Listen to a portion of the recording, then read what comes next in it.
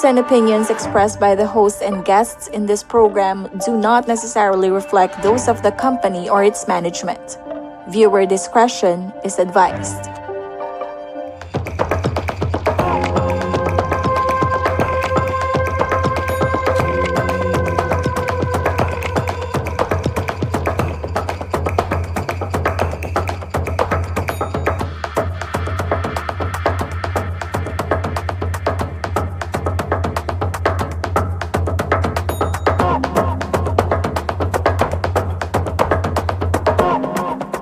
Magandang araw, Karehiyon. Maya Paaldo Cabalen. Ako si Sonia P. Soto at welcome sa bagong episode ng So to Speak, kung saan ang punot dulo ng bawat usapin ay ating lilinawin.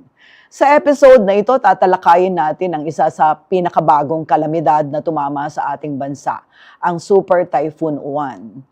Sana ay nasa maayos pong kalagayan ng lahat ng ating mga kababayan na naapektuhan ng bagyo at alam ko nag-aalala pa rin kayo sa pagbabalik ng Bagyong Juan sa ating PAR, okay? So, gayon pa man, maririnig naman po natin ang mga eksperto tungkol sa bagay na ito at malalaman natin kung ano ang mga dapat nating gawin o paghandaan. So, bago po ang lahat, nais ko pong ipakilala sa inyo ang atin pong mga panauhin na nagpaunlak po sa atin sa araw na ito upang tulungan tayo sa talakayan. Makakasama po natin sa pamamagitan po ng Zoom si Ma'am Cheng Quizon, Information Officer ng Office of Civil Defense, Region 3, upang ibahagi ang naging kabuang koordinasyon at disaster response efforts sa gitna ng pananalasa ng Super Typhoon Uwan. Mula naman po sa City of San Fernando Disaster Risk Reduction and Management Office, makakasama natin dito po sa studio, walang iba kundi si Rochelle Fernando, ang ating suke, Operations and Warning Division Chief, na magbibigay linaw sa mga lokal na hakbang sa pagpapaabot ng babala at pagtugon sa mga apektadong residente. Bumati ka muna, Ma'am Rochelle. Good afternoon. Good afternoon po sa lahat sa inyo. Thank you very much. At sa pamamagitan po ng Zoom, makakasama din po natin si Ma'am Bernadette Lucilio, Chief Meteorological Officer ng Pag-asa Clark, upang ipaliwanag ang mga datos at obserbasyong meteorolohikal na naging batayan sa mga babala at forecast ng Bagyong Uwan. Welcome po.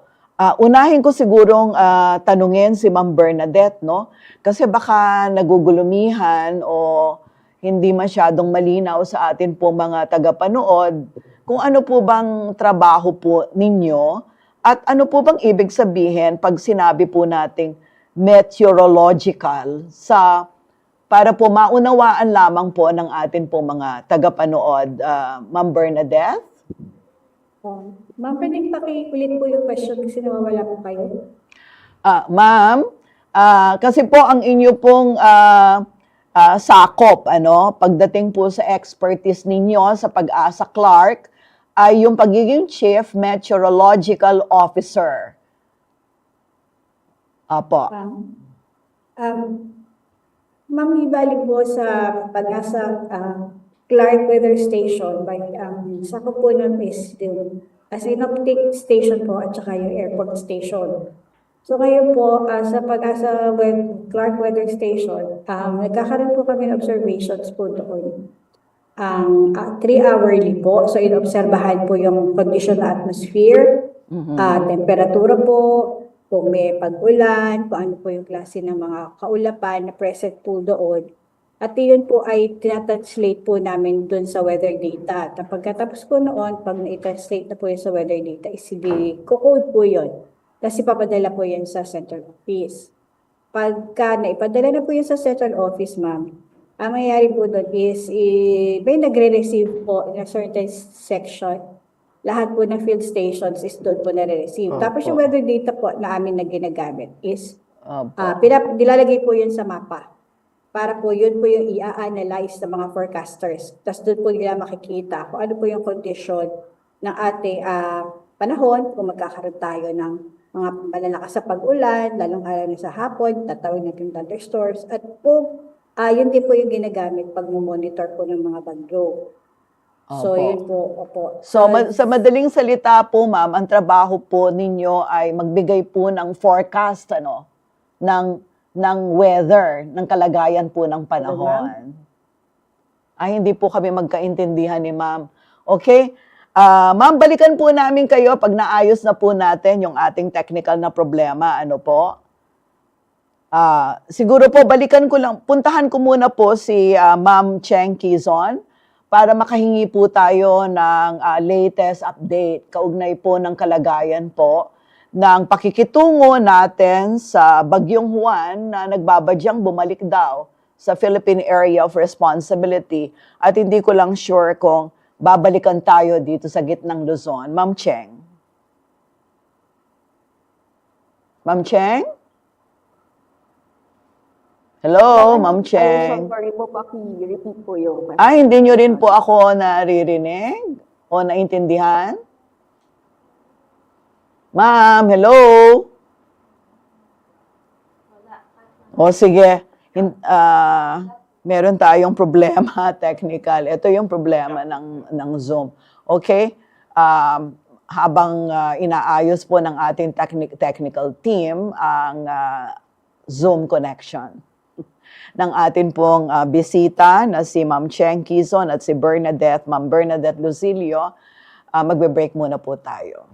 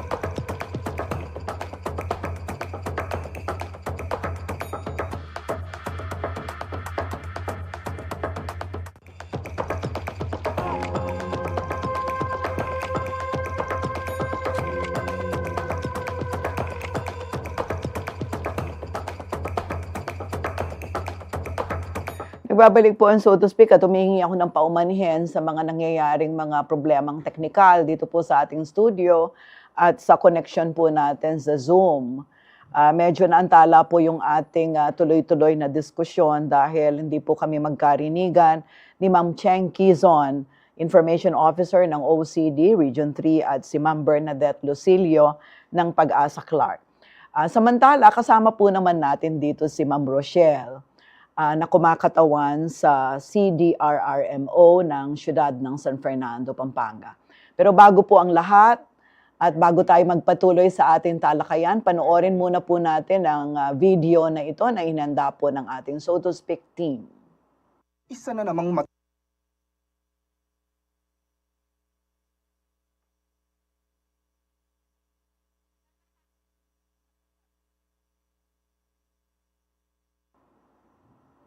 Roll VTR.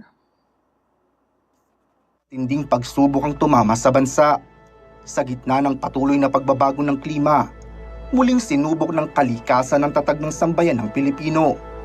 Ito ang Super Typhoon Uwan, isa sa pinakamalalakas na bagyong tumama sa Pilipinas ngayong taon.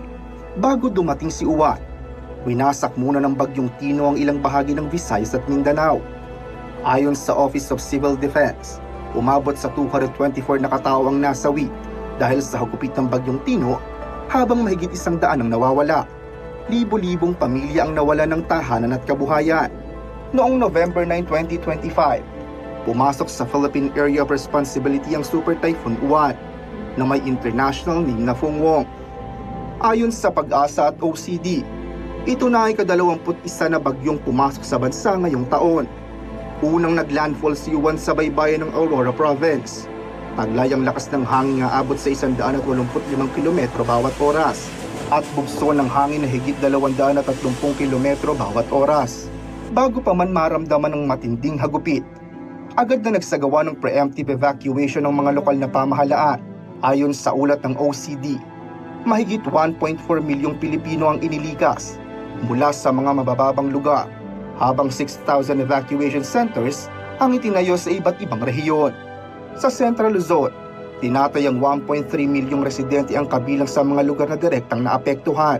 Naitala ng Pag-asa ang malakas na pag-ulan, pagbaha at posibilidad ng storm surge sa mga baybaying bahagi ng rehiyon. Sa Pampanga, nakaranas ng pagbaha ang hindi bababa sa 39 na barangay. Ilang pangunahing kalsada at kabahayan ng nalubog sa tubig. Dahilan upang magpatupad ng preemptive evacuation ang mga lokal na pamahalaan. Habang unti-unting humuhupa ang ulan, nagsimula na rin ang pagbangon ng mga komunidad. Tulong-tulong ang pamahalaan, OCD at mga lokal na grupo sa pagsasagawa ng relief at clearing operations.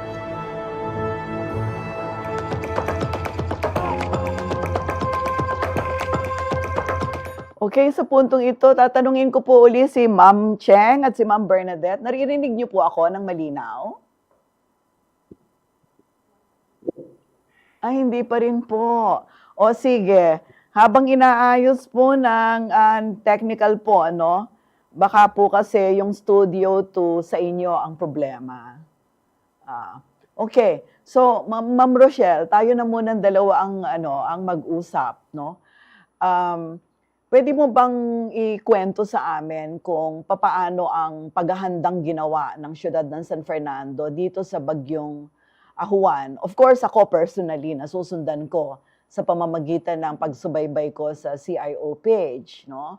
At sa iba't iba pang mga, sa FB, marami na ngayon information na nakukuha at lalo na natutukan din ito ng aming news at nanonood ako ng news program. So mukha namang maganda. Pero let us, please tell us, paano ba ang naging paghahanda at ano yun naman ang nangyari after umalis ni Juan? So, nung unang inilabas po yung memorandum na may darating nga sa ating bagyo, andyan yung sabi nila, hanggang super typhoon po, aabutin siya ng super typhoon. So, ang LGU po, dyan nagumpisa na tayo mag-information dissemination. Sabi nyo nga po, ma'am, tulong ng CIO, mga FB page. Kasi ang nangyayari po, malaking tulong sa atin ngayon yan. So through that po nag-send na tayo ng mga information, and thankfully po yung mga barangay po natin naging ano naman sila, compliant po. Malaking tulong po yung ginagawa nila na once na ibinaba po namin yung information, ibababa din nila sa mga barangay nila ang mga information na yon. Ang nangyari nga po, yung mga barangay may kanya-kanyang page na sila, FB page. So, pinapakita nila yung paghahanda nila, and then nandyan na rin po yung todo rin po yung ginagawa nilang paglilikas. Meron tayong tinatawag na preemptive evacuation po. Starting po ng November 8, kinukumbinsi na natin yung mga nasa low-lying areas na lumikas na sila, and then yung may mga bahay po na gawa sa mga light materials kasi expect po natin mataas yung signal niya, so malakas hangin po yung dadalhin niya sa atin. So ganun po yung ginagawa natin, and then from sa LGU po, inactivate na natin yung Emergency Operations Center. Ibig sabihin po yun, nandyan na lahat yung mga responders po natin. So nag-activate kami dito sa Heroes Hall, nagtipon-tipon po yung lahat ng mga responder at saka yung Dream Council po, para pag-usapan nga yung darating na bagyo at saka kung anong paghahandang dapat nating gawin. So wala pa po yung bagyo, nagtatrabaho na tayo. So starting November 9 po hanggang kahapon po full activated tayo, and then nag-ano na lang po tayo ngayon, nagbaba tayo ng alert to partial activation po, pero continuous pa rin yung monitoring natin. So nakapag-evacuate naman po, preemptive evacuation po tayo dito sa Barangay Pulong-Bulu, San Juan, San Nicolas, yan po. Nagawa naman natin, and then nakapagbigay rin naman tayo ng konting tulong sa kanila habang nasa evacuation sila. Pero after po nun, bumalik na sila agad. Kasi nung Monday, gumanda po yung panahon natin. And then, yung hangin na dala po ni Super Typhoon Uwan, ano na siya, humina na rin po siya. Pero ano yung balita na babalik? Yun po, according sa Pag-asa po, DOST Pag-asa, babalik po siya sa Friday. So, aapak lang siyang konti sa sa Philippine Area of Responsibility, and then hopefully po, lalabas din siya agad. Yun po. Sige, tanungin natin si Ma'am Bernadette. Ma'am Bernadette, naririnig niyo po ako? Wala. Hindi pa rin ako naririnig ni Ma'am Bernadette. Okay. So, ang mga naririnig natin mula sa mga briefing ng DOST, Yes, babalik nga. No? Pero sa pagbalik naman niya, hindi naman ito kamukha nung parang inasahan natin before. No? Ang dami kong mga nababasa tungkol sa mga contributory factors sa paghina. Napakalaking factor pala ng Sierra Madre, at yun yung pinag-uusapan ngayon. Na sana gusto ko nga rin itanong sa iba nating mga bisita, pero habang inaayos yun, siguro tayo na muna talagang dalawa ang mag-uusap. Ang alam ko, yung San Fernando, tulad ng lahat ng LGU, meron sinusunod na batas, no? Yung DREAMC, yung ano nga ba ito, Republic Act?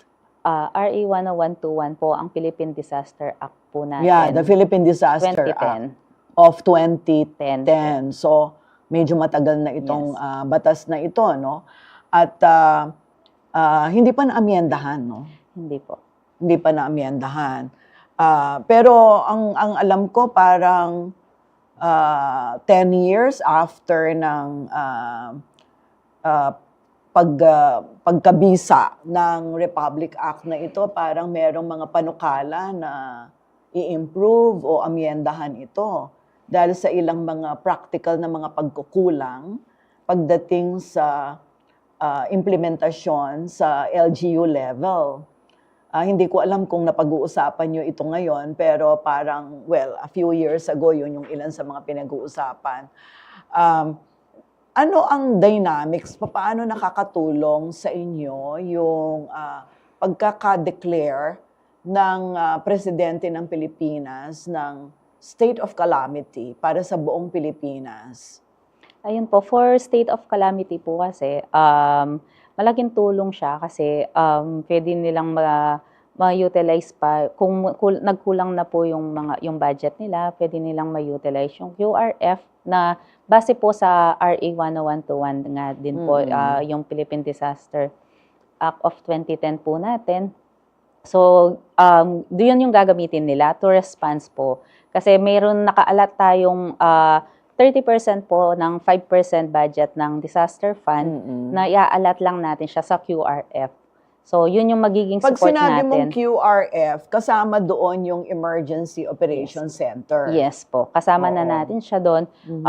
Lahat po ng mga response na ikikilos ng isang LGU or barangay, actually, yung barangay din po meron sila to support po yung kanilang emergency operation. Oo, pero ang naiintindihan ko, Ma'am Rochelle, correct me if I'm wrong, may iba't ibang level o antas ng response. So, merong responsibilidad ang barangay, may responsibilidad ang city, pagkatapos yung probinsya, pagkatapos region, tapos national.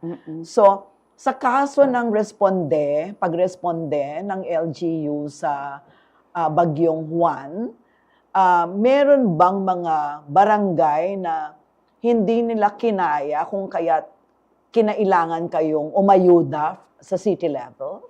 Actually, regarding po sa ganyan, malaking tulong po yung ginagawa ng barangay ngayon. Kasi previously po, before dumating yung batas po natin yan, ang ginagawa, LGU po agad. Sila yung bababa, sila yung magre-responde. Ngayon, hindi po. Yung barangay muna.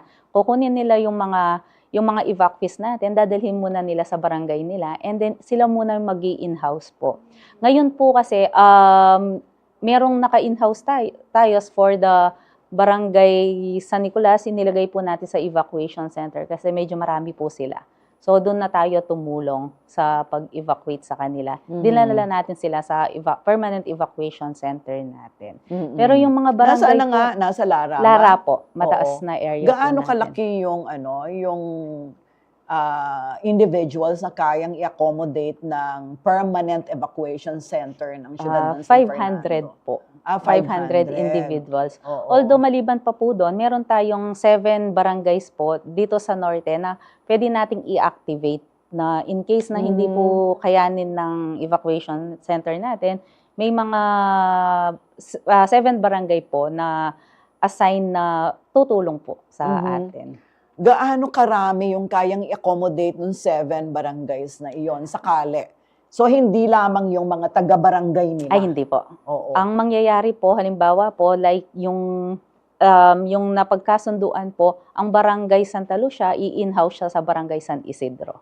Meron na kayong Yes gano'n na po. maliwanag na... Yes, kung sino po mag-i-in-house sa mga barangay. Oo. Kasi as we all know po, barangay San Isidro and mga medyo sa norte po, mataas yung lugar nila. Oo. So, dito po sa south natin, sila yung mga low-lying areas Oo. natin. Yung norte kasi halos papuntang na yan, mas mataas Yes na po. lugar na, mga subdivisions na karamihan Yes po. Di ba yung papuntang norte? Yun talagang nasa south, meaning sa sentro, yung mga barangay dyan.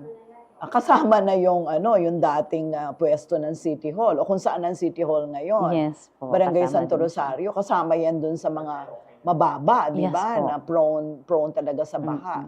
Tapos mga katabi na yan, mga San Jose, San Jose. Felipe, Yes po. ano pa, San San Nicolas, Pedro, San yan po, Pedro, Santa Lucia. yung mga yan, So, well, sa puntong ito, nais kong tanungin kung naririnig ako ni Ma'am Bernadette at ni Ma'am Cheng. Naririnig niyo po ba ako? Yes po, ma'am. Ay, finally, narinig na nila ako. So maraming salamat at nagkakarinigan na po tayo. Ma'am Cheng, balikan kita. May tinanong ako sa iyo kanina. Gustong malaman ng ating mga kababayan, mga karehiyon, kung kumusta ang naging impact o epekto ng Bagyong Juan sa Central Luzon. How did we cope?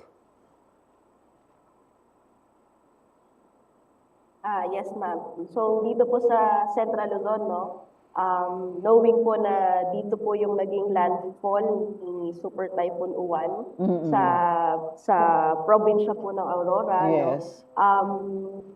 medyo malawak po, no, yung coverage nitong si Super Typhoon Uwan. Halos hagip po lahat ng 7 provinces ng Central Luzon.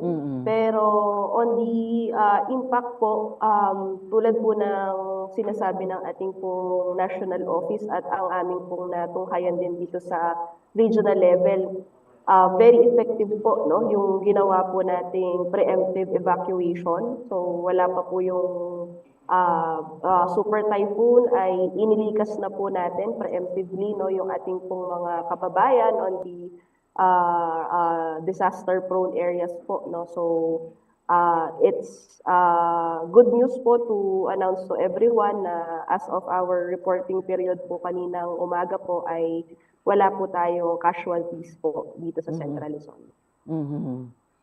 Tama po ba yung balita na nasa mahigit 1 milyon yung inilikas? Alam ko sa buong Pilipinas yung 1.5 million ang mga inilikas. Pero pinakamalaki ba ang bilang ng mga inilikas dito sa o dinala sa mga evacuation centers dito sa Central Luzon, Ma'am Cheng? Dito po sa Central Luzon, base po sa aming pong mga datos, no, nakala po at pagkikipagtulungan po sa DILG, ang ating pong na preemptive evacuate po ay nasa total of 35,486 families. Total po yan ng 98,861 individuals po, no. So yan po ay sa mga 98,000 o 980? 98,861 individuals po. Yung dito po sa Central Luzon. 98,000 plus individuals. Ilang Yes po. families, ma'am? 35,486 families po. Yung ating pong Tama ba recorded yung multiplied by preemptive ilan? evacuation. Pag families, multiplied by ilan? Nakukuha po kasi namin yung datos na ito sa DILG, pero ang alam ko po 5 po eh. Oo, di ba pag minultiply natin yung 98, ay 35,000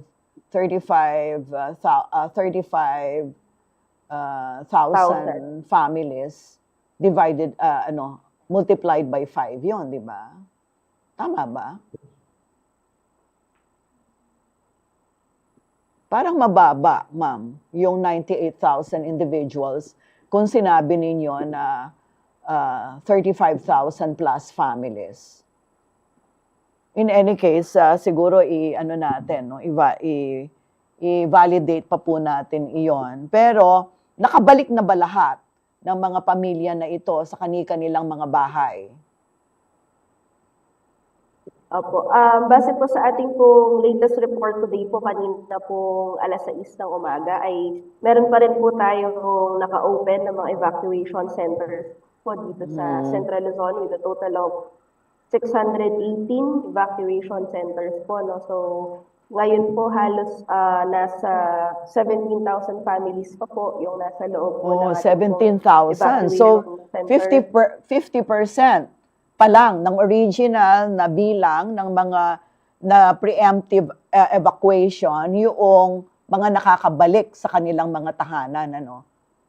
Ano po yung reason Yes po, dito, and- Ma'am Cheng? Anong reason dito? Anong dahilan? Opo, patuloy pa rin po kasi yung assessment, no, ng ating pong mga local DRRM offices and LGUs if safe na po at pwede na po bumalik, no, yung ating pong mga kababayan inside the evacuation center sa kanila pong mga tahanan. So kapag nagbigay na po ng go signal yung ating mga otoridad po on the local level, ay pwede din na po silang bumalik sa kanila pong mga tahanan. Okay. So, nasabi mo yung bumalik. Kanya tatanungin ko si Ma'am Bernadette. Babalik pa po ba? Babalik pa po ba si Juan? Ma'am, pwede po mag-re-enter si Uwan, pero doon na lang po siya sa pinakadulong part po ng ating PAR. So, babalik po siya, inaasahan po natin magre-re-enter siya ng PAR November 12 ng hapon, kasi doon po siya magla-landfall sa southwestern coast ng Taiwan. Pero ito po yung pinakadulo na lang. Hindi po ibig sabihin is babalik siya sa Pilipinas para mag-landfall po ulit.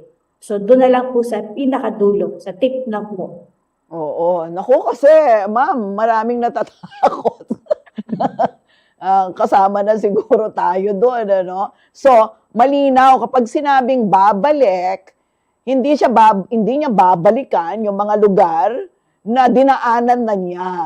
Diba? Kundi, babalik siya sa Philippine Area of Responsibility, pero doon na lang sa bandang dulong parte ng Pilipinas. Tama ba? Yes po, ma'am. Hindi na po Okay. siya babalik at magla-landfall ulit po dun sa mga dinaanan niyang mga probinsya po, ma'am. Doon na lang po Oo. sa pinakadulo. At saka ang bagyo ba pwedeng mag-landfall uli? Hindi na. Kunyari, Ang bumalik. Pwede pa bang meron bang phenomenon o meron bang karanasan in the past o ano man, kahit na in theory, na Yes, ang ma'am. bagyong umalis na ay pag bumalik ay magla-landfall uli. Meron po bang ganon, ma'am? Ma'am, minimal po yung chance na gano'n. Kasi pag karaniwan po kasi, ma'am, ang track po ng mga bagyo is pa-northwest po. So, pag maglalabas na po siya ng Northwest. andito na po siya sa karagatan. Minsan po northern tip. So, hindi po likely na babalik siya, tas pupunta ulit sa Luzon. Parang ganun, ma'am. Kadalasan is doon na lang po sa pinakadulo. Siya bumabalik, magre-re-enter lang po. So yun po, kagaya po ng ma'am nakikita natin doon sa satellite image, nandun na po siya sa pinakadulo or pinaka-tip. So yun po, kasi may mga weather systems po na nakaka-apekto sa kanya sa taas, kaya po yung ibang bagyo, may tendency po talaga na nagre-recurve, bumabalik po, pupunta. Ang track po niya is papunta na siya ng Taiwan. Okay. So, wala naman siyang nakalimutan, ano? Wala naman po, ma'am, wag na po sana. Sabi kasi, may nakalimutan si Juan, may babalikan pa. Sige, tayo po ay mag-break muna at sa ating pagbabalik, pag-uusapan pa natin ang mga mahalagang bagay na kailangan nating malaman tungkol sa Bagyong Juan at ang mga naging paghahanda at epekto nito sa atin pong rehiyon. Huwag po kayong aalis, babalik ang So to Speak.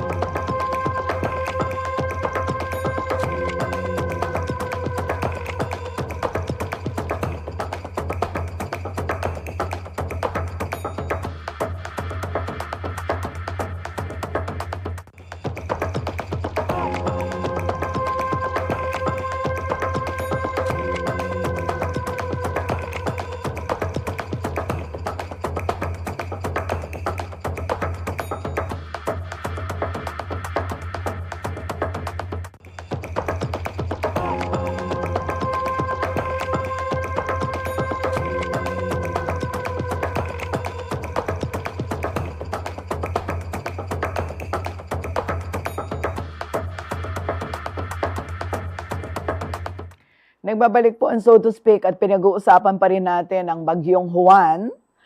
Ang kagandahan nitong ginagawa natin, diskusyon dito, kasama natin si Ma'am Rochelle ng Siyudad ng San Fernando at kasama din natin si Ma'am Cheng Quizon naman ng OCD.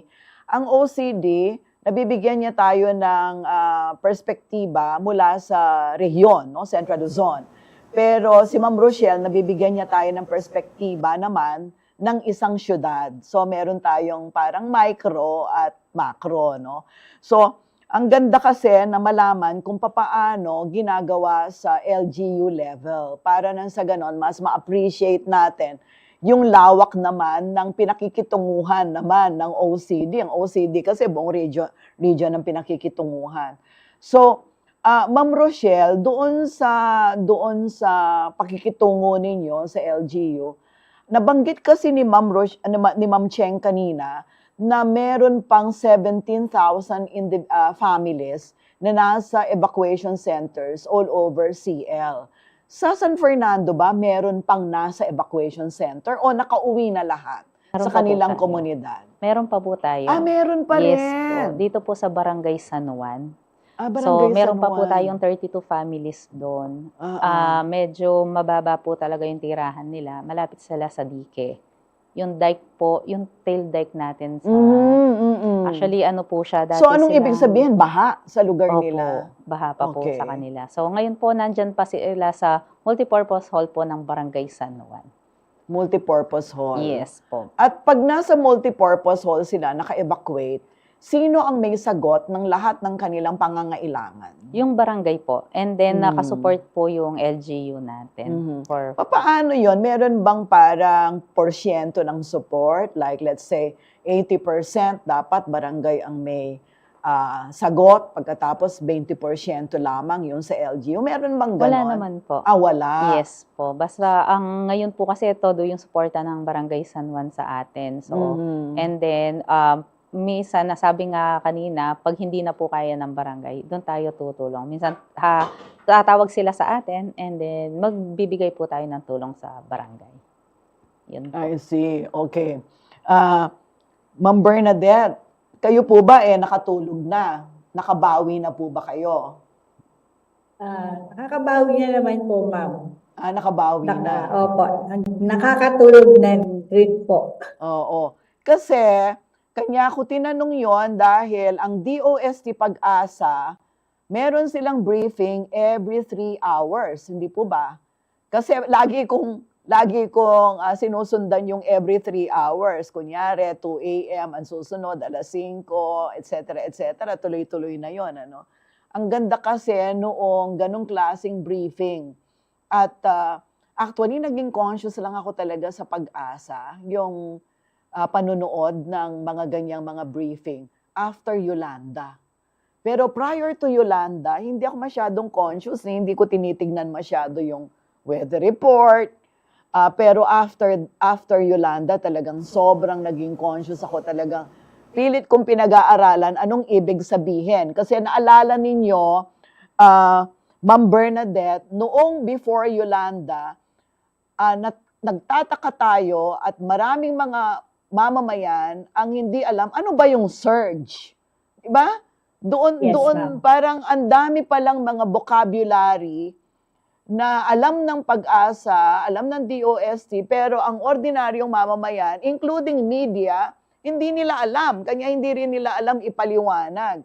Pero nung nagpunta ako sa Daan Bantayan, Cebu, after Yolanda, kasi nag-relief operation ng CLTV 36 doon, kasamang Pampanga Chamber of Commerce, doon ko naintindihan, in reality on the ground, kung anong ibig sabihin ng lahat ng mga nire-report namin sa television, kaugnay ng surge, ng epekto, etc., doon nabuksan ng aking kaisipan kung ano talaga ang tamang paraan ng pagwawarn, yung pagsasabi o pagpapaliwanag sa mga tao kung ano yung mangyayari. Napansin niyo po ba na sa inyo pong Facebook ay libo-libo o hindi na lang daan-daan, kundi libo-libo talaga ang nanonood ng briefing every 3 hours, Ma'am Bernadette. Kayo po ba ay nakasubaybay din sa inyo pong Facebook page at nasusubaybayan po ba ninyo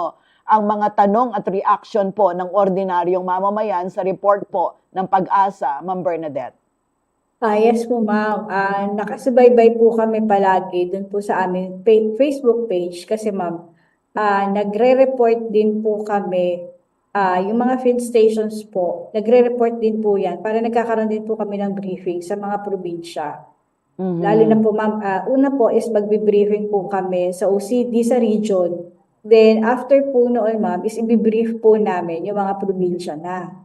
So dapat po is naka-monitor kami at ano po, parang in one po yung sasabihin namin sa central office, ganun din po sasabihin namin sa mga probinsya. Hindi po kami pwede mag-deviate. Kaya kailangan po, dapat po kami naka-monitor. Ma'am, plus po sa mga weather stations po kasi, pag may ganyan na po mga bagyo, is required na po kami mag-hourly observations.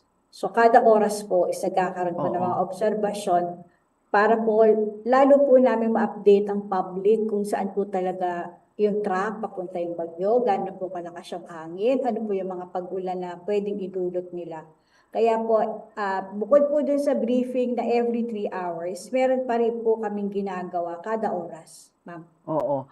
At kayo naman po hindi nakaranas ng mga problema ng mga equipment o ng mga ginagamit niyo pong technology para po ma-monitor po ninyo itong bagyong Juan. Wala po kayong naranasan na pagbagsak ng technology o kaya yung kakulangan ng equipment. Kasi naalala ko noong minsan na nag-cover kami at nakausap ko, hindi ko alam kung Pag-asa yun eh. Mas itong sa Pampanga River Basin. Oo. Sila yung nakaranas ng problema, hindi yung Pag-asa. Wala po kayong naranasan na problema nung pag-monitor caused by pagkasira o pagbagsak ng anuman pong mga equipment na ginagamit ninyo para po i-monitor po ang weather, Ma'am Bernadette, dito po sa CL. Ay, Pampanga po. Sa Pampanga po, ma'am, is hindi naman po kami nakaranas ng pagbagsak ng mga equipments. Kasi swerte po tayo kasi hindi po tayo yung unang dadaanan po. Hindi tayo yung unang sasalo ng pinakamalakas na hangin at bugso ng ulan ng bagyo. Pag po ang isa pong field station, lalo na po yung radar, pag sila po yung unang-unang tatamaan, tas sobrang malakas po, mga nasa super typhoon intensity na po, kadalasan po kasing nasisira doon is nade-damage po yung ating radar. Kasi dahil po sa sobrang lakas ng mga bagyo, may times po na minsan po yung dome ng radar ay naaalis. Minsan po yung buildings mismo is nade-damage. So yun po yung pag natatamaan, pag direct hit po talaga ng mga bagyo. Okay. Sige po. Ma'am Cheng, kayo po, ano po yung mga naranasan po ninyong problema in terms of providing the correct information sa atin pong mga mamamayan? Kasi po ang isang napansin namin na problema, palagay ko problema din to ng mga LGU, yung misinformation at saka disinformation. Napakaraming naglipa ng mga information na kung tutusin, hindi naman sila verified. Hindi sila talagang sabihin mo na scientifico ang batayan. Kumbaga, mga interpretasyon at minsan parang guni-guni ng ilang mga nagre-report sa Facebook. Kayo po ba ay merong kinaharap na problema ng disinformation or misinformation sa proseso po ng komunikasyon po ninyo sa publiko kaugnay ng bagyong Juan na naging balakid po para po maayos na ma-address po ng OCD ang mga problema na kinaharap po natin sa bagyo? Ma'am Cheng. Yes, ma'am. Dito po sa Central Luzon, we are lucky naman po na wala po ganong kumalat na misinformation or disinformation po na malala na patungkol po dito sa Super Typhoon Uwan. And very active din po yung ating po crisis communication cluster headed by our Philippine Information Agency Region 3. So dito po ay madalas din po sila pumupunta dito sa ating pong opisina para makibalita, para tignan po yung sitwasyon. And ang maganda rin po is that activated po yung response cluster natin dito sa region. So, hindi lang po OCD yung nandito po sa ating Emergency Operation Center. Meron po tayong mga katuwang na kasamang response clusters tulad po ng mga taga Philippine Army, Philippine Air Force. Meron din po tayong kasamang BFP, Philippine Coast Guard, no? And then, nung kasagsagan din po ng bagyo ay sinamahan din po tayo ng ating po NPC, no? For the radio communication po natin. So, overall naman po, no? Sa tulong po ng ating po crisis communication cluster, dito sa Region 3 ay ating po naibahagi yung tamang informasyon po, no? Sa ating po public. O di mabuti naman, wala namang malalang mga disinformation o misinformation. Kayo, wala kayo na monitor sa San Fernando na... Po, pero ang nangyayari lang po dahil sa Facebook, andyan pa yung si Bagyong Juan, may sinasabi na silang parating na bagong bagyo, na wala pa ayun. naman ina-announce yung DOST Pag-asa. So, kaya po lalong nagkakaroon ng Anxiety. takot po yung mga tao. Pero sabi nga namin po, hanggat walang nilalabas yung DOST Pag-asa for that information, wala po kaming nilalabas na ganon. And then po, ang naging problem lang minsan, hindi, yung mga previous posts, pinopost po nila, hindi siya related sa bagyong ngayon. Okay. And then ipopost nila, and then sasabihin nila, andyan na si Bagyong Juan. Although, November 8 or 7 pa lang po, wala pang landfall si Bagyong Juan sa Pilipinas noon. Kaya yung iba, natatakot na po sila. So, imbes na makatulong po sa mga tao, nagkakaroon ng anxiety, and then, yung mga response natin po, nagugulo na sila kahit wala pa po yung... Alam mo, tama yon yung observation mo, Ma'am Rochelle. Napansin ko yung iba, hindi na nila tinitingnan. Kunyari, 1 day, o kaya 3 hours nang lumipas. Ire-repost nila. So, syempre yung 3 hours na lumipas dun sa briefing na ginawa ng DOST Pag-asa, hindi na yun totoo ngayon. Kasi kanina pa yun, 3 hours ago pa yun, di ba? Minsan naman, 2 days ago pa, ire-repost na naman nila, hindi nila tinitignan kung ano yung... Tapos, gagawa pa sila ng reels eh. Yes po. Parang mahilig gumawa ng reels yung mga iba nating mga kababayan para maraming comments, maraming views. likes. Opo. Kasi yung reels ginagawa yata nilang pangkabuhayan showcase. Dahil nakakakuha sila ng parang Monetization. oo, po ata. namo-monetize no kung maraming nagre-react. Yes po. Pero yun nga, parang irresponsible way naman of doing it kasi syempre kung 3 hours ago o 2 days ago pa yung announcement ng DOST Pag-asa, pagkatapos nirepost mo as if nangyayari yan ngayon, pwedeng magkaroon ng kalituhan. Yes. Meron nga 2024 pa eh. Yes po, may mga... Di ba? pinost po Meron ako silang nakikitang ganon. ganon. Ano? Sabi ko 20, tapos makikita mo 2024 Yes. pa pala. Siguro, lumabas sa feed nila, nasa memory or what. Pagkatapos, ire-repost, tama-tama, meron bagyo, so nalilito yung mga tao. Lalo na, yung mga nagre-repost ng ganito, marami din naman sila mga friends o followers, hindi ba? So, dito po sa pinag-uusapan natin na misinformation, disinformation na posibleng nangyayari pag panahon ng disaster o bagyo. Parang ang gusto lang natin ipaabot sa ating mga kababayan, pag panahon ng disaster, yung natural disaster, sasamahan mo ng disinformation at misinformation. That is additional disaster kasi it can actually complicate the situation for people at imbes na makapag-address ka ng maayos, it can also create panic, di ba? Sa taong bayan. So, balikan ko po si Ma'am Bernadette,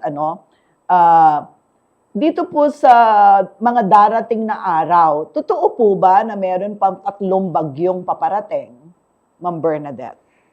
Ma'am, sa ngayon po, wala pa po tayong namamonitor na possible po mabuo na bagyo. Pero, dun po sa tropical cyclone potential threat natin is meron po tayong nakikita ng cloud cluster pero mababa pa po yung chance na mabuo po siya. So, kasi may nakikita din po ako, ma'am, na post na may paparating daw na another super typhoon. So, wala pa po kaming information na nakukuha po na gano'n. Tsaka, kasi ang mga forecast po is good for 3 to 5 days lang. Kapag po nag-extend ka na ng 5 days is malaki na po yung nagiging error po niya.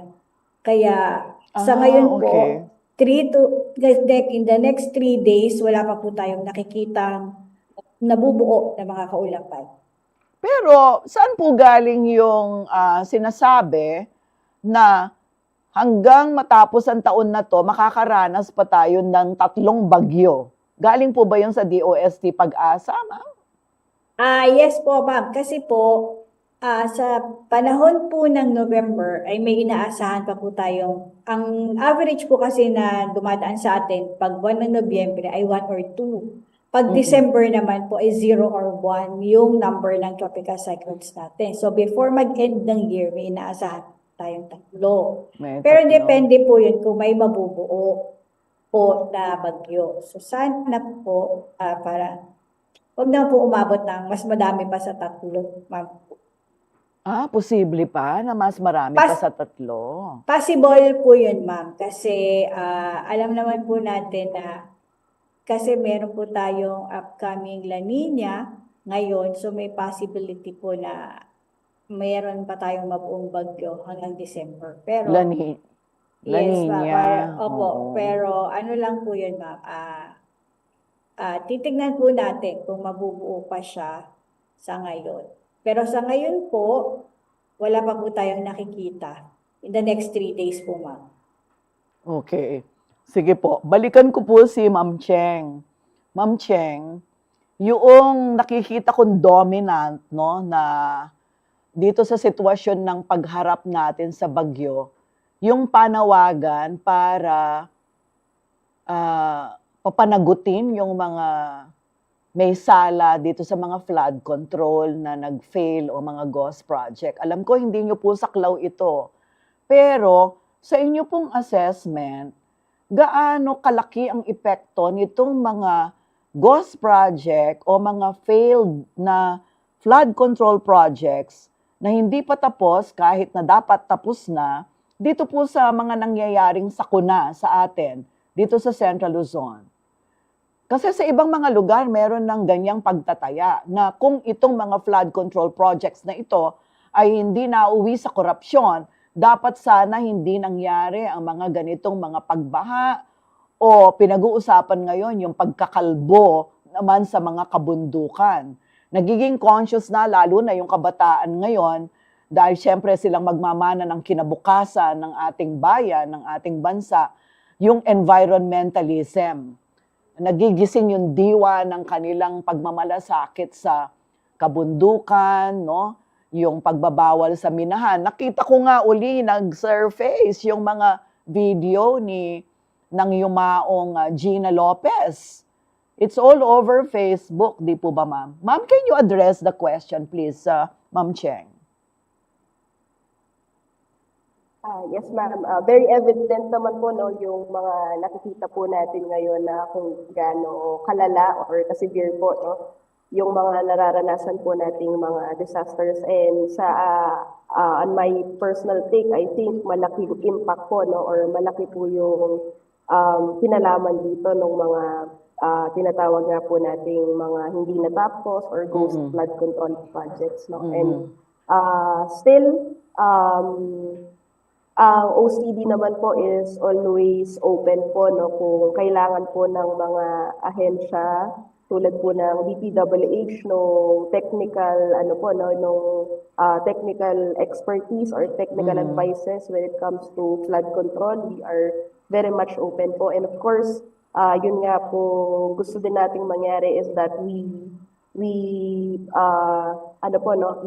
isama rin po yung local government unit na nakakasakop kung saan man po gagawin yung mga future flood control projects po natin, no. And given the the severity ng mga nararanasan po nating mga disasters ngayon, I think malaking impact po talaga itong mga ghost or hindi po natapos na mga flood control projects. So kasama ba yan sa mga report na iniipon, kinokolate ng OCD, Ma'am Cheng?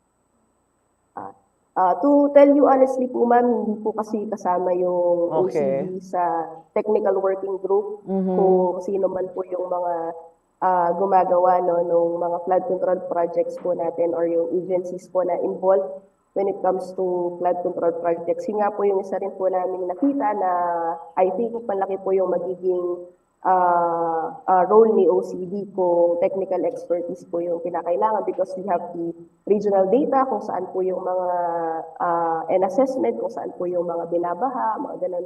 And si OCD naman po ay meron din po kaming mga projects naman on infrastructure pero yung mga pinopondohan po ng NDRRMC ay yung mga structures po or infra po na nasira because of a certain disaster. So yun po yung mga projects po ni OCD. I-request po yan ni local government unit sa amin po kung may mga nasira po silang tulay, for example, due to a disaster.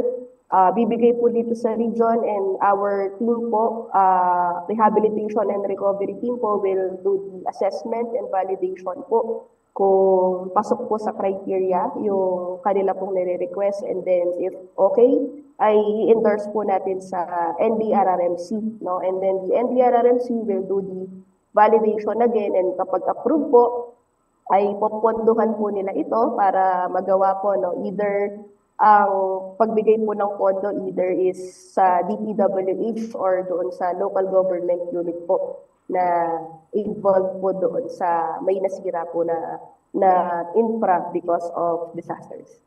Okay. Kanya lang yun nga, ano, yung mga tao, ang ano nila, ninanakaw lang yung mga pondo, wala namang nangyayari. So San Fernando ba, meron ba kayong observation ng sitwasyon on the ground na ang dahilan ng pagbaha, kanya kayo magpapalikas ng mga tao ay dahil sa merong mga flood control projects na hindi natapos o hindi talaga nagawa? Actually, sa San Fernando po, wala tayong identified. Usually po, ang nagiging cause po ng manglilikas yung mga tao, yun nga po, usually na mababa po yung bahay talaga nila, nasa low-lying area sila. And then yung pong mga iba na nasa tabi ng mga creeks natin. Pag po nasisira, malakas po kasi yung ulan sa norte, tataas yung tubig sa mga creeks natin. Minsan nasisira po yung mga riprap natin, yung mga slope protection po ng mga creeks. Minsan, kaya ililikas natin yung mga tao to prevent po ng further damage po or kung mahuhulog yung bahay nila, wala tayo pong magiging casualty. Lalo na po ngayon, dahil yung ulan, yung bagyo nasa norte, bababa po yung tubig sa atin. Kasi mas mataas doon Yes di ba? po, bababa siya. And then, nasisira po yung mga slope protection natin. Yun po yung nagiging dahilan natin. Kaya ililikas natin yung mga evacuees po natin or residente. Sige, magbe-break muna tayo. Sandali, ano? Huwag po kayong aalis, magbabalikan so to speak.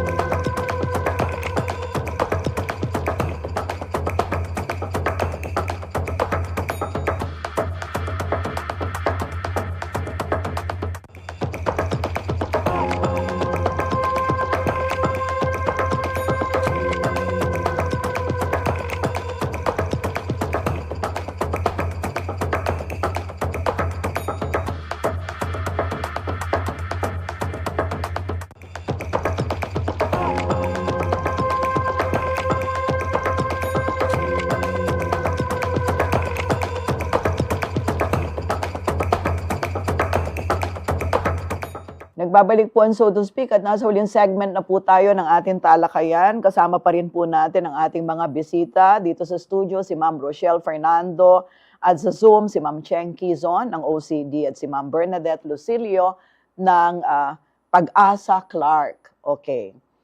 So, nung araw, Ma'am Bernadette, hindi maintindihan ng tao yung signal number 1, signal number 2, 3, 4, 5, no?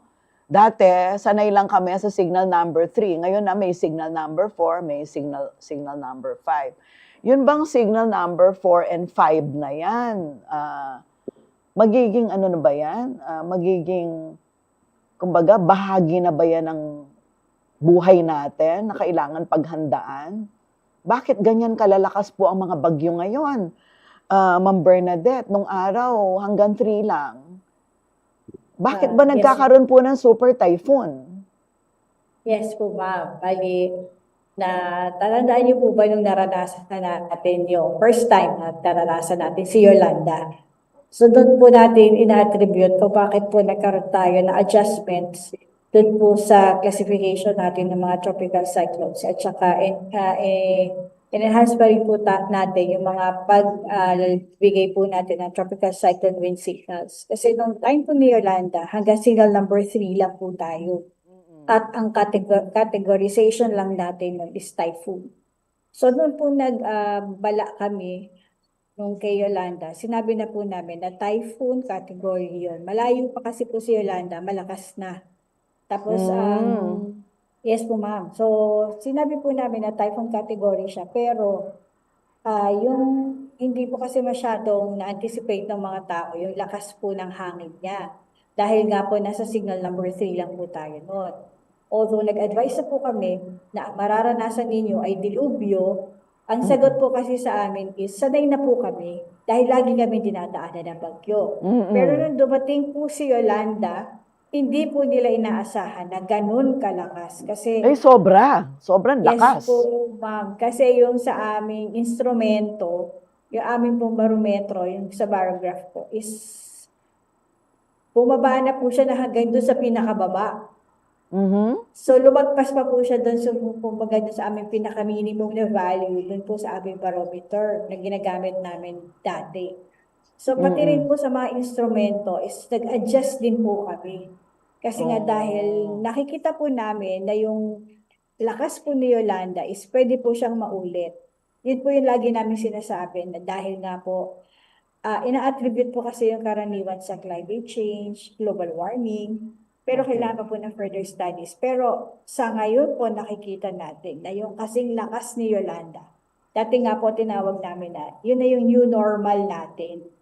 So asahan nyo na mauulit pa po yung ganong kalalakas na bagyo. Tapos napansin nyo po, di ba, ang dami na nating nararanasan ng mga super typhoons.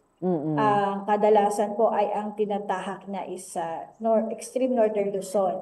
Lagi pong natatamaan ay ang Tuguegarao, ang Batanes, Bayan. So sa atin lang ngayon po natin na-feel yung sa lakas ni super typhoon Uwan, at saka yung dati po, yung naranasan natin, pero ano lang po siya kasi yung tropical storm siya, kay Ramil, tsaka kay Opong. So napapansin nyo, di po ba malalakas na po yung mga bagyo natin ngayon. Kaya po, in-adapt natin na nagkaroon tayo ng tropical cyclone wind signal number 4 and signal number 5. Tapos po, doon po sa classifications natin ng mga tropical cyclones, is dagdag po tayo ng severe tropical storm at saka po ng super typhoon. So yun po. So bali ngayon, lima na po yung categorization natin. So yun po is nagdedepende po yun dun sa lakas ng hangin, yung maximum sustained winds po niya. So yun po yung basihan natin. Hindi po yun sa dami ng ulan. At ngayon, mas naiintindihan na ng ordinaryong mga mamamayan yung mga signal at saka ano na sila, hindi na nila dinededma, ano? Kasi nung araw parang dinededma lang yung mga signal. Ngayon parang ano na, dahil dun sa naging karanasan na yon, kailangan talaga may maranasan muna eh. No? Naalala ko, nung nag-interview kami, nagpunta kami ng Daan Bantayan sa Cebu, alam niyo yung mga kwento Noon ko lang narinig yung mga kwento na yung tatay, tinali niya yung katawan niya ng anong tawag dito, rope, ng tali, na makakapal na tali, sa poste ng bahay kasama yung anak, yung mga pamilya nila. Tinali dahil nga sa sobrang lakas daw ng hangin. Kanya lang, yun nga, may isang kwento na mabuti tinali ang sarili, pati na yung pamilya, yung asawa at anak, sa poste. Kasi bandang huli, wala nang natira sa bahay nila, kundi yung poste na lang na yun. Kung saan nila tinali. Nakakaiyak, yung mga kwentong yun.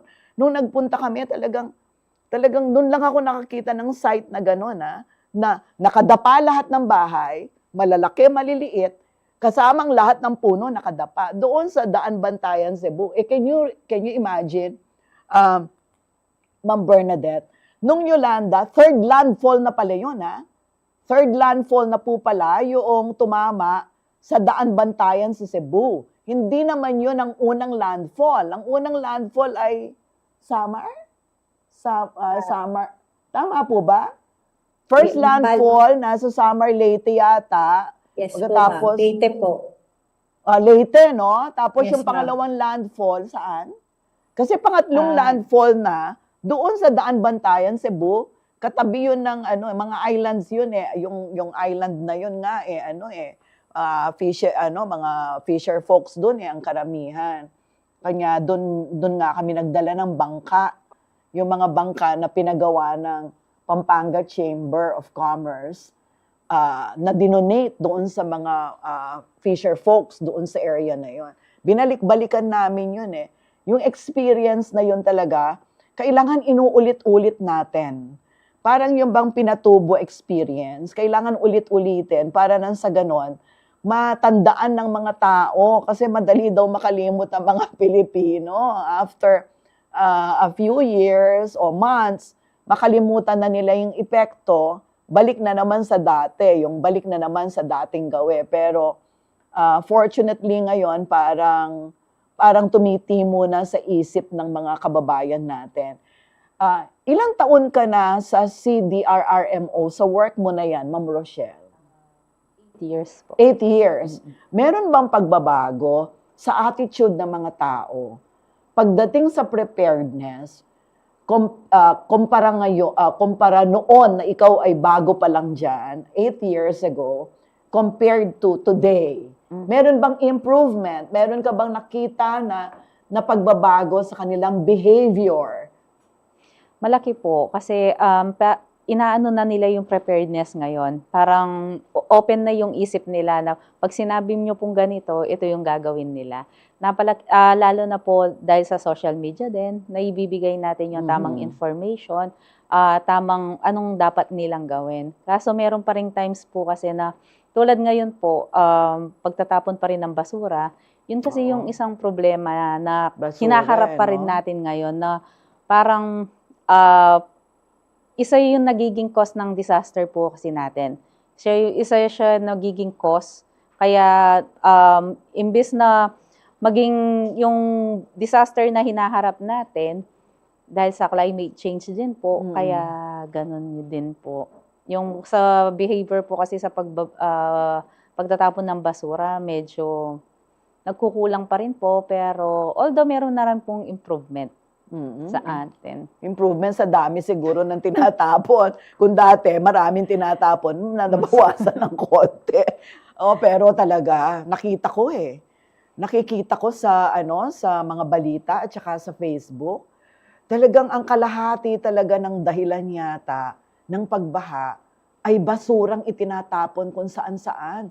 Kanya totoo yung patalastas nung araw, Ma'am Cheng, di ba may patalastas nung araw na yung basurang itinapon mo, babalik sa'yo? Babalik sa'yo. Di ba? Merong ganun naalala ko nga, years ago, meron campaign na ginagawa. Yung San Fernando noon, sila Sir Mike Quezon, yung akala ko nga kung ano yung pakulo nila, hiwalay, kung hiwalay, sabi nilang gano'n. Ang tinutukoy pala nila, yung paghihiwalay ng segregation ng basura, because at that time, bagong implementa pa lang yung 9003, yung waste management. No? Nabanggit mo kanina, Ma'am Cheng, na doon sa report na nakalap ng OCD na dito sa Bagyong Juan, walang casualty sa bagyo kahit nasa Aurora. So ang ibig bang sabihin nito, ma'am, meron na rin talagang katulad nung sinasabi ni Ma'am Rochelle kanina, pagbabago sa behavior, sa attitude ng mga tao, pagdating doon sa pagseseryoso, sa mga babala ng pag-asa, at doon sa mga paghahanda mula sa barangay level hanggang city or municipal level, provincial level, and so on. Ma'am Rochelle, please share your insights on this. Ay, Ma'am Cheng. Yes, Sorry. ma'am. So, ano po, no, very evident nga po dahil wala po tayong casualties na naitala po para po dito kay Super Typhoon Uwan, no? And sa palagi ko nga pong sinasabi, ma'am, mas okay na po yung medyo overkill or OA yung ating pong preparedness, no? Kasi ito po ay makakatulong po talaga ng husto sa atin, and ito rin po yung mga itinuturo natin po, no, sa ating pong mga capacity building and training programs dito sa OCD, na ang mga Pilipino po ay unti-unti na pong nagiging proactive, no? So hindi na po natin hihintayin pa na may mangyari sa atin bago po tayo gumawa ng mga hakbang or bago po tayo lumikas, no? So dito po mas gusto nating i-highlight dun sa batas natin sa RA 10121 po yung prevention and mitigation at saka po yung preparedness, no? Para less lang po tayo on the response phase kapag meron po tayong mga ganitong sakuna or mga disasters. So, tulad din po nung nasabi nyo kanina, ma'am, ano lang, no, medyo cliche lang konti, yung pagsasegregate ng basura, pagtatapon ng basura sa tamang lugar. And nung mga bata rin po kami, nila Ma'am Rochelle, yung pinagkainan ng candy, ibubulsa, medyo cliche pong pakinggan, pero kapag tayo po lahat ay gumawa nun, ay magiging malaki po, no, yung pwedeng maging impact sa atin, sa ating pong environment. Oo, kasi way of life Kultura ang waste management At saka yung waste management at the household level. Di ba? Tama po. Hindi na kailangan iasa sa kung ano man gobyerno, whether that government is matino or corrupt. It doesn't make sense Parang talagang ngayon, ang nakikita ko, importante talaga yung waste management at the household level. Hopefully, maano yan, parang ma-imbibe ng mga ordinaryong mamamayan yung kultura ng tamang pagtatapon ng basura. Pero hindi mo rin masisi siguro yung iba dahil parang kulang. Kulang din yung saan itatapon, di ba?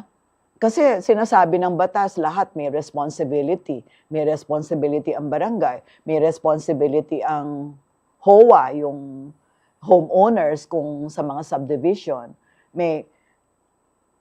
Sa ordinary household, although ginagawa na yung parang meron silang sarili nilang waste segregation, at the end of the day, mamamroblema pa rin sila saan nila itatapon naman yung iba na hindi na nila kayang pakitunguhan sa level ng household nila. So, ito siguro yung mga dapat na harapin in the coming days, no? Pero hindi naman natin yan matatalakay in details, Gusto kong balikan si Ma'am Bernadette, kaugnay ng yung responsibility pagdating po ng mga pagdedeklara ng mga walang pasok, di ba?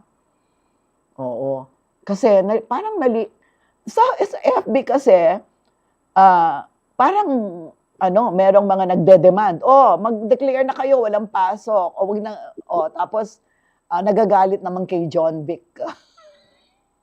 John Vic Remulla pag nagde-declare ng parang blanket na walang pasok. May nagsasabi, anong karapatan ng DILG secretary na maglabas ng blanket na walang pasok?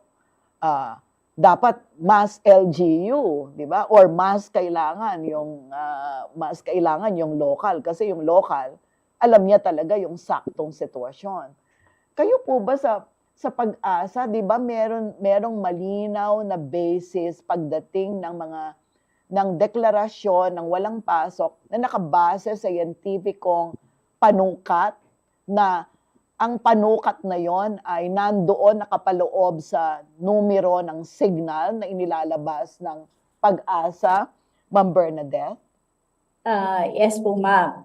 Bale, Pag-asa po kasi is nagbibigay lang po kami ng advice kung ano po yung or information kung ano po yung magiging lagay ng panahon or yung i-raise po na tropical cyclone wind signals. Tapos, ang alam ko po, ma'am, is meron na pong parang guidelines sa DepEd na pag nag-raise kami ng signal number 1, parang meron na po silang automatic kung anong pong level ang inging mawawala ng pasok. Pero ma'am, ang ano po kasi doon is, kagaya po nung nabanggit nyo kanina, is parang nabablanket po ng lahat. Kasi ang alam ko po is, sa amin po sa Pag-asa is magbibigay kami advice, depende na po yun sa LGUs, na sila po kasi yung ino-authorize. O kaya DepEd po, mag-authorize po ng suspension ng classes.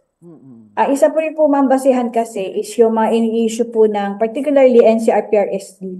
Nag-issue po kami ng thunderstorm warning at saka rainfall advisories. So pwede rin po, kung wala pong bagyo, is pwede rin po yun po yung pagbasihan nila. Kasi alam ko po is aware na po yung mga LGUs dun po sa color-coded na information na binibigay namin. So doon po nila inaangko yung kanila pong mga lugar kung sa pag ganito pong klase ng ulan ay babahain na po ba sila o kaya pa nila. Yung mga red, orange, yellow. Oo. Nung araw Yes, wala po, ma'am. naman yan eh, nung unang panahon. Ngayon meron na red, orange, yellow. Yes po, ma'am. Kasi depende po doon, ma'am, yung sukat ng ulan, kung ilan po yung rainfall, at kung gaano po katagal. Kadalasan po yun kasi, ma'am, is nagtatagal po yun ng 3 oras. So, pag alam namin po na may pagbabago, is hindi na po namin iintayin na matapos yung 3 hours validity, nag-i-issue po ulit kami ng panibago. O kasi ngayon may mga nagagalit, no? Halimbawa, sasabihin daw ng Pag-asa, signal number 3, tapos maaraw naman. Tapos Yes po, nag-declare ng walang pasok, nagagalit sila. Ngayon naman, yung umuulan, wala naman dinedeclare na walang pasok, papasok yung mga bata, tapos nagkakanda basa sila, tapos nagkakanda traffic hanggang sa dahil nga nagkakanda baha. Hindi ko alam bakit.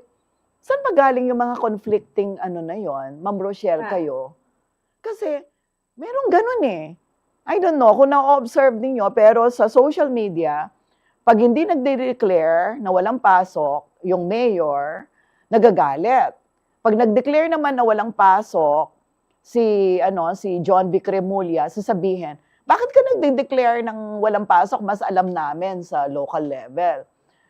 Bakit nga kaya nangyayari? Minsan sabi ko, ano ba naman kamalas-malasan naman na yan?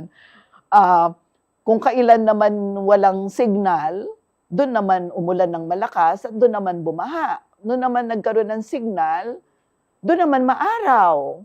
Anong implikasyon ng mga ganito pagdating sa inyo? Halimbawa, sa inyo, sa local level sa LGU, nung araw kasi, alam ko, signal number 1, walang pasok elementary.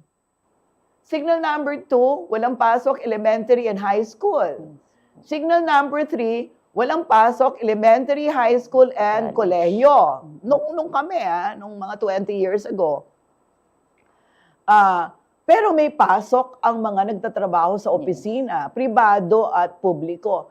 Ngayon, pag nag-declare na walang pasok, ba't pati LGU walang pasok? Pati yung mga empleyado. Ano yung batayan, Ma'am Rochelle? Pag po ganyan, yung DILG, siya po yung nagde-declare pag sa government din po. Na walang pasok. And then, katulad nga po kay Sir John Rick, minsan siya yung nagde-declare ng pati yung government work wala. Pero yung mga frontliners pa rin po natin, sila, papasok po sila. Yung mga related sa mga work. frontliners. Pero yes, I don't know, siguro dapat reviewin yun, no? Well, it's just my point of view, no? Yes. Kasi, bakit naman lahat walang pasok? Kumusta naman yung minsan mangangailangan ng support, yung nasa frontline, wala yung opisina ng ganito, wala yung opisina ng ganito, kailangan nila ng support. Doon po pumapasok yung Emergency Operation Center natin at saka yung So, council nandun lahat member. yung Andun po mga sila. necessary, Yes essential na tinatawag. Yes po. Kasi nung pandemic, meron na tayong essential, Yes. di ba? doon sila, nasa likod po sila ng mga frontliner. Sila po yung nakasupport sa mga frontliner natin. Doon po natin i-activate yung Emergency Operation Center natin na papasok din po sila to support the disaster and emergency response po ng mga LGU and provinces po. Pag Okay. ganyan. So kulang sa atin ng oras at tayo kailangan na magpaalam. Siguro at this point, Ma'am Bernadette, magbigay po kayo ng panghuling mensahe ninyo at paalala sa atin po mga tagapanood. Mauna po kayo, Ma'am Bernadette.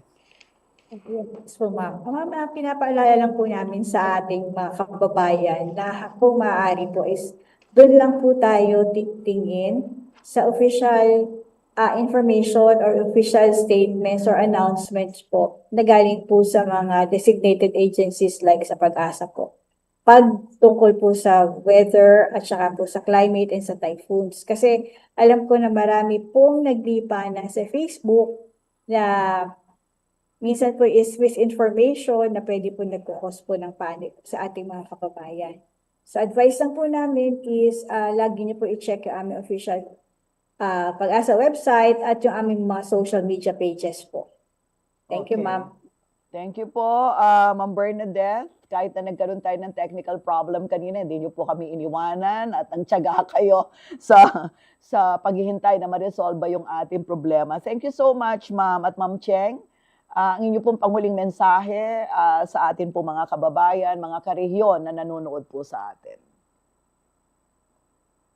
Apo, sa ating pong mga kababayan dito sa Central Luzon, of course, patuloy po kayong makipag-ugnayan sa ating pong mga local disaster risk reduction and management offices. So lahat po ng mga probinsya, munisipyo, syudad, no, hanggang sa barangay level ay meron po tayong local DRRM offices po. No? So habang wala pa po yung mga disaster ay tayo po ay alamin na yung kanilang mga contact numbers, no? And of course, alamin na rin po yung mga pinakamanalapit na evacuation centers sa inyo pong lugar. And ang palagi rin po nating sinasabi is yung family preparedness, no? Ihanda po natin ang ating sarili, ang ating pong mga pamilya, para just in case meron po tayong any hazard na humantong po sa disaster ay matutulungan po natin yung ating pong sarili at yung ating pong pamilya.